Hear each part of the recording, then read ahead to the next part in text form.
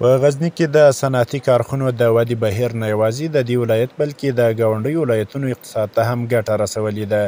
د غزني ولایت د صنعت او سوداګرۍ ریاست مسؤلین وایي د مهال 150 صنعتي کارخونې په بېلابېلو برخو کې فعالې دي چې له ډلې 50 نورو سږکال د فعالیت جوازونه ترلاسه کړي دي.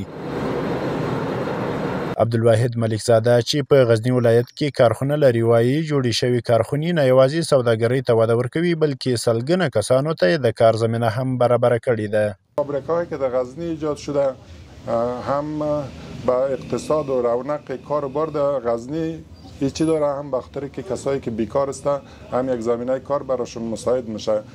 الحمدلله روز به روز همین تولید که در غزنی میشه بخاطر که خود شهر غزنی یک مرکزیت داره. بیشتر ولایت مثلا ولایت‌های همجوار پکتیا، لوگر، ایچا، وردک اینمیا اکثرا می از غزنی میبرند مال. نوموړي ټینګار وکړ چې د غزني جغرافیایي موقعیت ته په کتو د ولایت کولای شي د افغانستان د صنعتي مرکز په توګه بدل شي. په ورته وخت کې محمد عثمان چې یو فعال صنعتکار دی له حکومت غواړي چې د برېښنا د برابرولو او د صنعتي پارکونو د جوړېدو لپاره اړین اقدامات وکړي.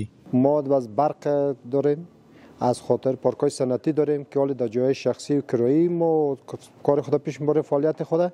ما از دولت خود خواهشمند هستیم که همین پارک‌های صنعتی و برق همکاری کنه، قدم تثبیشی کنه که صنعت غزنی رشد کنه. په ورته وخت کې اقتصادي کارپوهان هم د غزني ستراتیژیک موقعیت ته اشاره کوي او زیاتوي غزني د افغانستان له ستراتیژیکو ولایتونو څخه دی چې د ولایتونو ترمنځ په څلور لارې کې موقعیت لري. وایي د فابریکو جوړېدل به اقتصادي ودې ته ګټه ورسوي او د کارموندنې بهیر به پیاوړی کړي.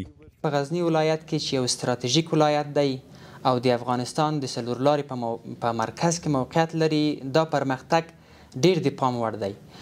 د دې کارخانو جوړول نه یوازې د هیواد په اقتصادي وده کې مهم رول لوبوي بلکې د خلکو لپاره د کار زمینه هم برابروي. دا کارخانې د سیمې د خلکو د ژوند په ښه کولو او د بیکارۍ په کمولو کې ډیر مرسته کوي. د صنعت او سوداګرۍ ریاست مسؤلین وایي اوس مهال غزني کې 150 صنعتي کارخونې په بېلابېلو برخو کې فعالیت لري چې له ډلې سږکال 500 نورو د فعالیت جوازونه ترلاسه کړي دي. همداراز دوی ډاډ څرګند کړ چې د صنعتکارانو هر راز همکاري ته تیار دي.